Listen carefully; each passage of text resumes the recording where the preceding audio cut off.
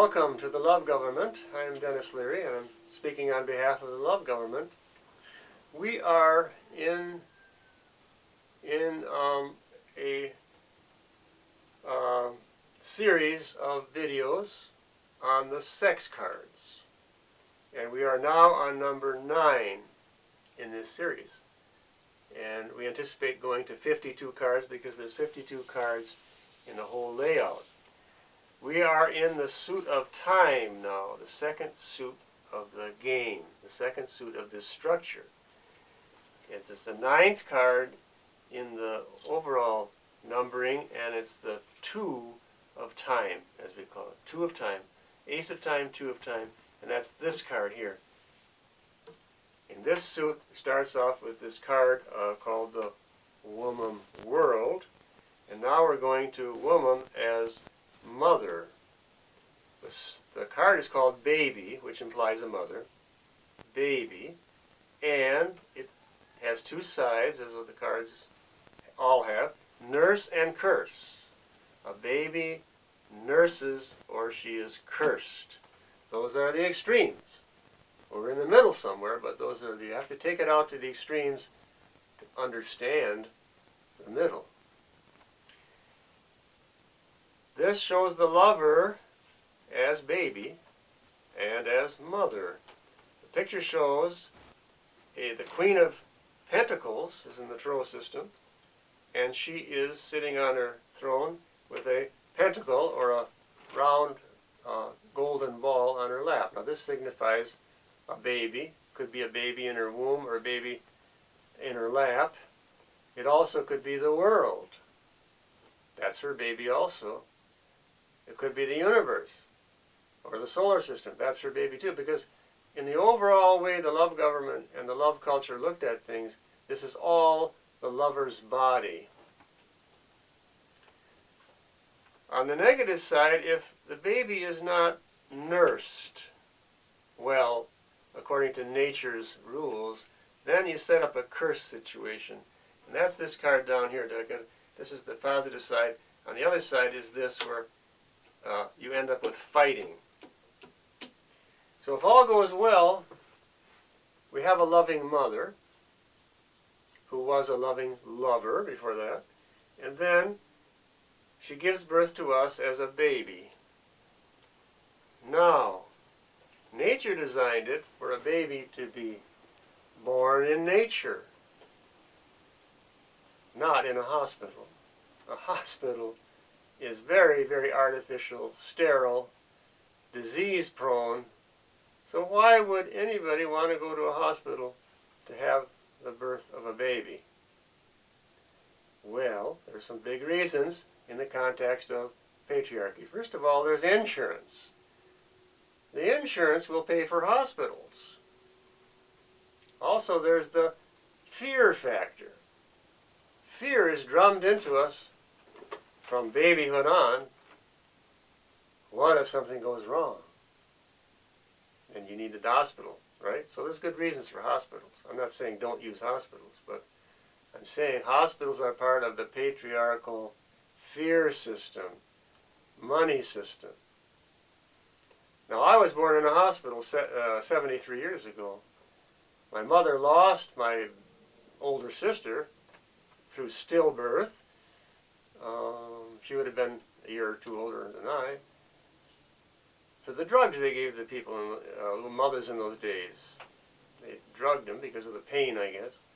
So pain and stress and difficulty and fear and terror is part of the culture we live in. It's not meant to be that way. So anyway, I'm born in a hospital, and they couldn't get me to breathe. So they had to, whatever they did, probably hit me on the back, spank me, put me on a cold scale, swabbed out my eyes with a disinfectant, later on circumcised me, took me away from my mother, put me in a room with bassinets, other children, brought me back to my mother periodically so she could learn how to bottle feed me on schedule, right? So you can see, I can see now, I can laugh about it now, what a great start I had. Not. I didn't have a great start. I had a poor start in life. And my mother was, wiped out from the first, still, nothing worse than the death of a child. and my mother was grieving, and that's a long, sad story. But so kind of I was born under the curse as far as getting a start in life. Now on the other hand, I have a son who was born in '93. I was born in '39, and it was a home birth, and I was the first one to catch him, with a midwife standing by, and behind her was the doctor she could call. And we were as relaxed about it as, it's possible to be in this culture. But anyway, I caught the baby, didn't drop him, and then I put the baby to the mother's breast right away from the umbilical cord is still there. It falls off or gets cut, 5 or 10 minutes later, whatever. And the baby went from the womb to the breast. And then he breastfed for 4 or 5 years until he decided he wanted to quit. So that's not exactly what happens in our culture. So most of us in our culture get off to a bad start. It's not natural law, it's artificial. It's part of this artificial environment, and that's why this card is a curse. It leads to war. It leads to fighting. This card is showing 5 men with their penis wands, bang, bang, bang. They're sword fighting or they're wand fighting, and it's like it's a war situation because there's a conflict inside of them because they're going against their natural nature. There's a conflict built up in the culture. We're at war with ourselves in this culture. Inner conflicts of all kinds. And we don't know how to get out of this mess. How to get out of this mess. The only way to get out of it is to have an understanding of how we got in it. The way out is the way in. Or the in is out. Anyway, that's why we have to tell this story over and over. The big picture, the natural progression, and then, both sides of the picture. And it's her story that we have to tell, not his story. His story is basically one big lie. And of course, all those people who have bought into his story don't want to hear that. They shut their ears, close their eyes. They don't talk that way. Don't say that, because there's so much invested in your story. Your whole life is invested in this story. So if somebody brings up an alternative point of view like I'm bringing up now, and very few people have the capacity to even tolerate it. What are you talking crazy like that for? What are you crying about? You're crazy. Don't talk like that. And if you're a child, your parents are going to tell you, don't say those words. Don't talk like that. Don't think like that. Go like this. Why? Why, Mama? Why? Because I told you so. That's why, basically. And that's the culture is saying the same thing. Why? Because I told you so. Believe it. Get to work. Stop messing around. Anyway, this is a woman story, and I'm a man, right? Man. But my role, as I've discovered only lately, is to support this system where we're all going to go up in flames, or we're going to be in a big prison situation. And I feel like a man when I'm doing this kind of stuff, because I'm telling the truth, and that makes me feel like a man. So I got a woman inside of me. In that respect, I like to think I'm like Jesus, but I don't want to get crucified. Don't put your nails away, put the crosses away. I'm not into that.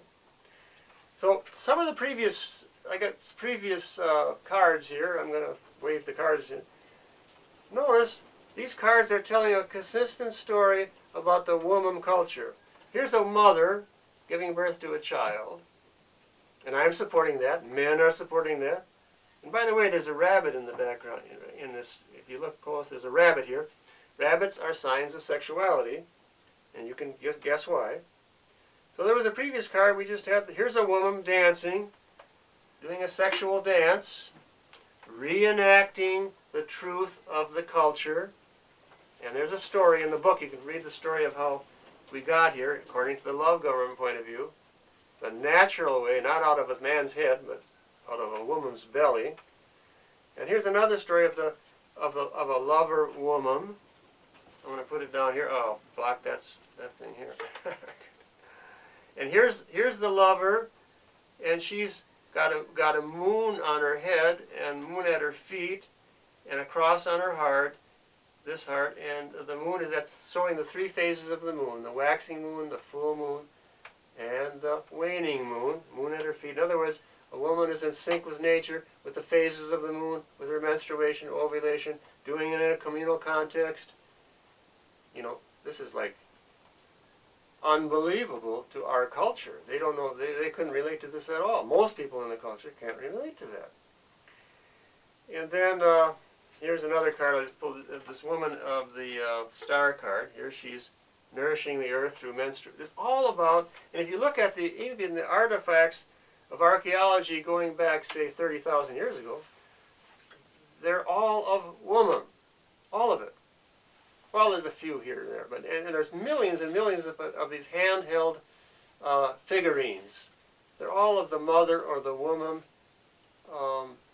and very, very few of the men, until later. See, patriarchy was probably always with us, but it really got its start about 50,000 years ago, well, even before that, with the killing of the animals, following the animals out of Africa in order to kill them, killing more and more bigger animals. That's why men got bulked up, and they ate the flesh, drank the blood, etc.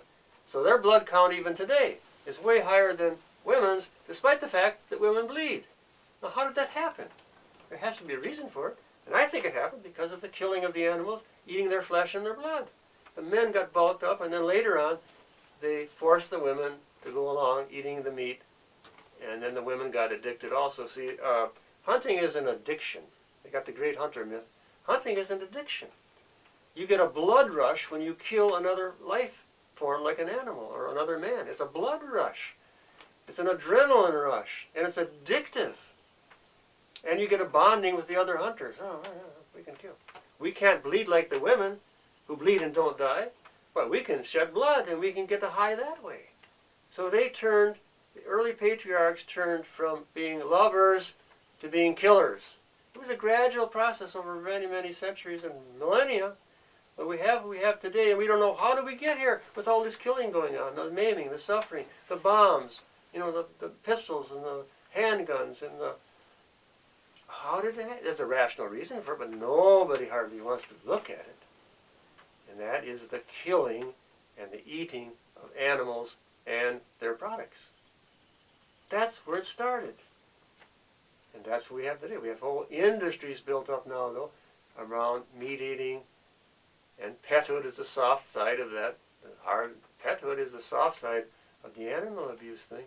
But very few people want to touch that, because it's so many people are addicted to that either eating meat or pethood or getting interest on your money, usury system, or a state-sanctioned marriage system where you're cramped into this nuclear couple like this. You know, there's a lot of sensitive areas, and I'm going to go into them, time permitting. Later on, we go into the details of this stuff.